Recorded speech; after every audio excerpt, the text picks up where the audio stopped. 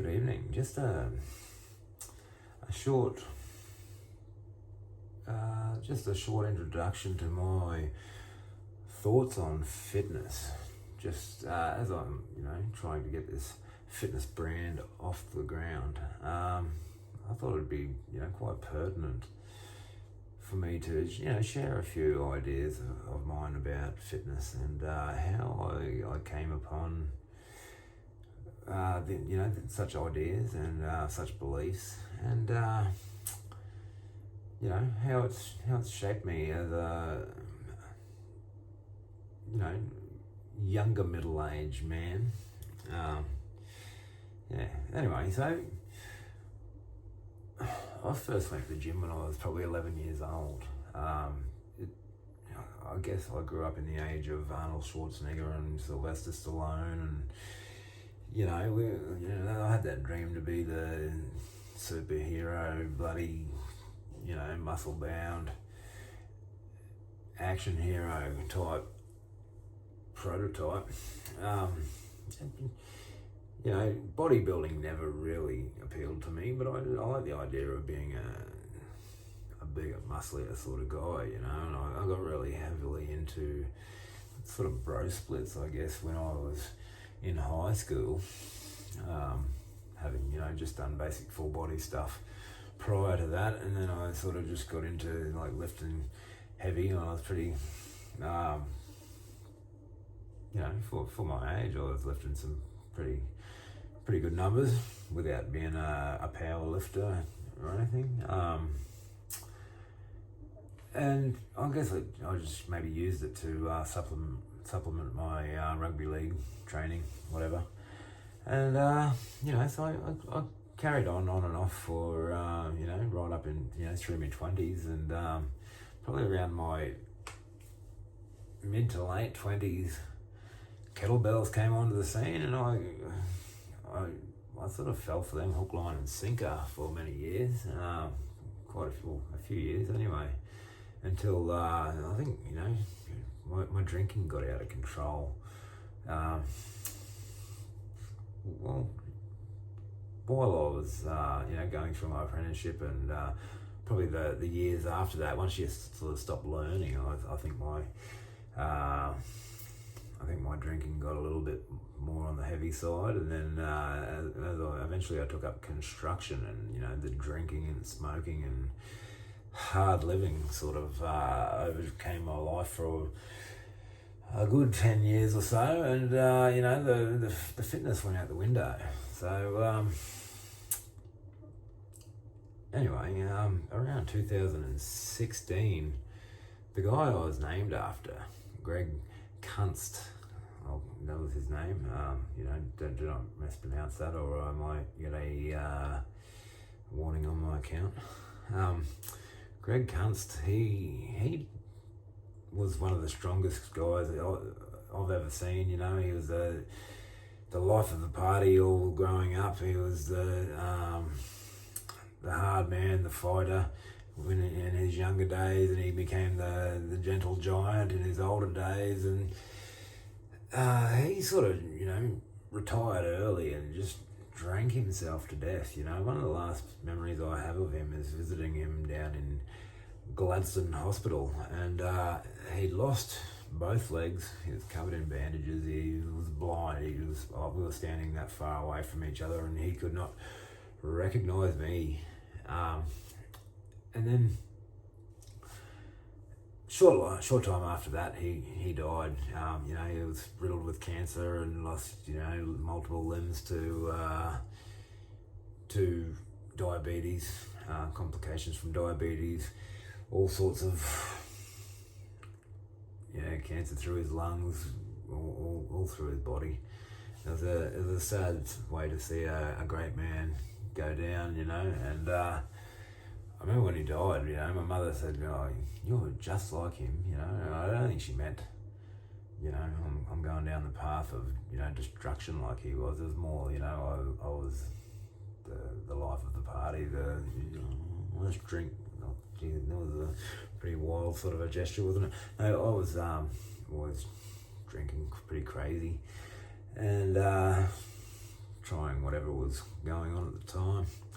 And so that sort of hit me like a ton of bricks, you know. I sort of took that as, you know, if that's what I've got to look forward to, maybe it's time I changed my ways, you know. And I got a lot worse before I got a lot better. I was, you know, maybe sort of going along the lines of maybe I should just drink myself to death for a while, because there just wasn't a lot going on at that point in time. It was sort of coinciding at a time when I'd gone from, you know, way up here with some, you know, some great projects I was working on, making some great money, to basically scraping up a living because all the construction had dried up at that point in time. And then, you know, eventually it just sort of came to me. It was like, why are you drinking? You're not doing it because you're having a good time. It was just leading to all these depressive episodes, you know. Over 3 years, I had a few goes at, you know, giving it up. I went from drinking every day to, all right, I'll stop drinking while I'm out at work, you know. And then, you know, once I sort of started cutting out the drinking, I went from being really, you know, adept at drinking and being able to keep it, you know, put them back with the best of them, to, you know, like I was making a fool of myself thinking I could drink like I was before. And then I always had to wake up, who am I going to apologise to today, you know, who have I upset now? And I was like, well, this ain't why you drink, so I gave it up, you know. And anyway, so this is a long, convoluted way of saying I gave up the drink. And, you know, well, as I was giving it up, it was sort of, I did a lot of soul searching, you know, and I sort of thought, who's going to look after me? Like, I'm thinking of, you know, my friend Greg. He was a single man, and his neighbours ended up, you know, the neighbour's wife used to come over and change his bandages and, you know, dress him up and, you know, do all the caring for him, because he'd moved out into the bush there somewhere, a good 50 kilometres from civilization. You know, they had a little fishing village sort of thing that he'd moved to. And I thought, well, who would look after me if I died right now? And it was like, well, I've been single for well over 10 years, you know, at that point. It was just, there was no one. But then I thought, what if I was married? And what if I did have children?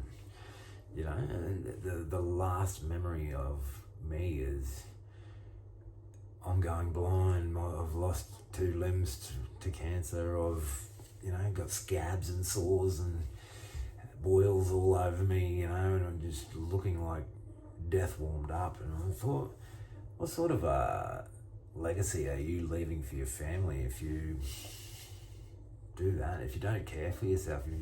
You know, to me, that it just seemed the height of selfish behaviour, that you don't take care of yourself, you don't, that you're leaving it your last years for someone else to care for you, you know. I realise that, you know, some people, you know, they go downhill for a myriad of reasons, you know. Could be the chemicals you use at work, it could be, you know, stuff that you've breathed in, or, you know, whatever, you know. There's enough things that are going to kill you without adding to the list, you know.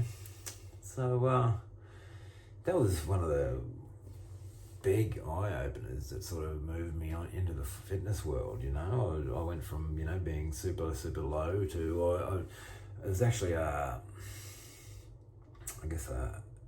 was network marketing, so like a Ponzi scheme, what do you call them, a pyramid scheme that my friend was involved in. It was a keto supplement type thing, but you had to try and pass it on to, you know, sell it on to all these different people, and I got sucked into it for a while, and I don't regret it, because I was sort of thinking, like, if I'm going to be spending all this money on this supplement, I probably should get back into the gym, you know. And it got me back into fitness, and that was 2017, I think, and I just haven't looked back.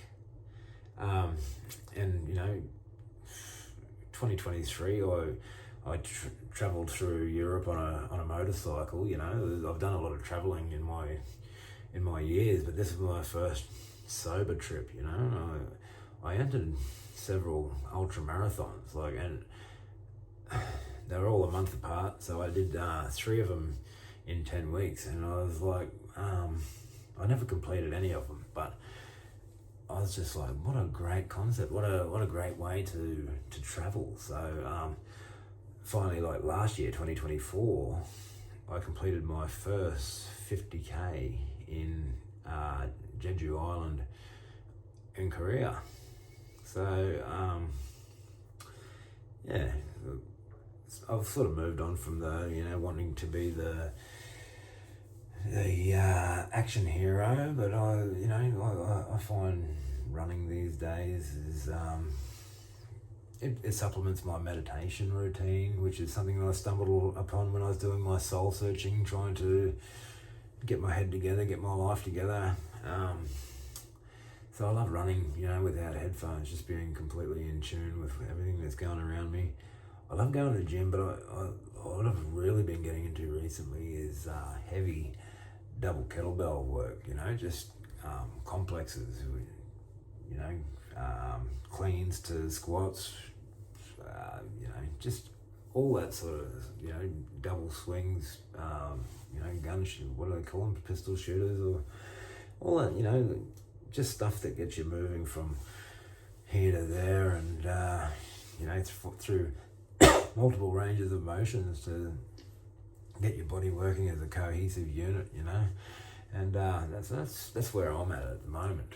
I'm also a big proponent of body weight training, a lot of body weight squats, push-ups, body weight rows, pull-ups, box step-ups are a massive part of my fitness, and I sort of also like to do a bit of rucking, a little bit of I like to use the gym as sort of like a playground these days, I don't have a set routine. I just like to go in there and pick 3 or 4 exercises and just spam them, set up a circuit and just go in and have a bit of fun, because there's not a real lot that's fun about running, even though when you get home and you've got that runner's high. It's probably the closest thing I'd have these days to getting off jobs.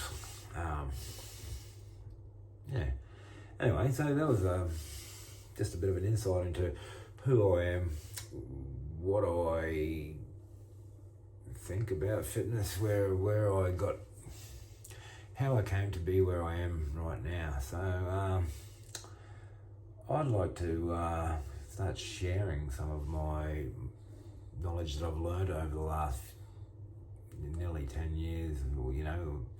It's probably over nearly 30 years now that I've been training for, but I've been getting more into the slightly scientific side of things in the last 10 years, so I'd like to share some of that knowledge that I've learned, both through reading and real world